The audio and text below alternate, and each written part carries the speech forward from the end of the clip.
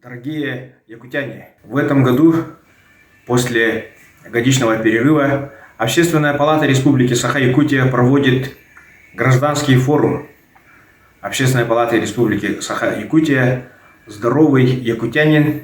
Здоровое общество», посвященное Году здоровья в Республике Саха-Якутия. Как вы сами понимаете, в условиях пандемии коронавируса COVID-19 наш форум пройдет в онлайн-формате на 5 дискуссионных площадках и на пленарном заседании с участием главы Республики Саха-Якутия Айсен Сергеевича Николаева. Форум пройдет в сети Zoom, и любой желающий может зарегистрироваться и принять активное участие. Призываю вас, дорогие общественники Республики Саха-Якутия, принять активное участие на нашем гражданском форуме.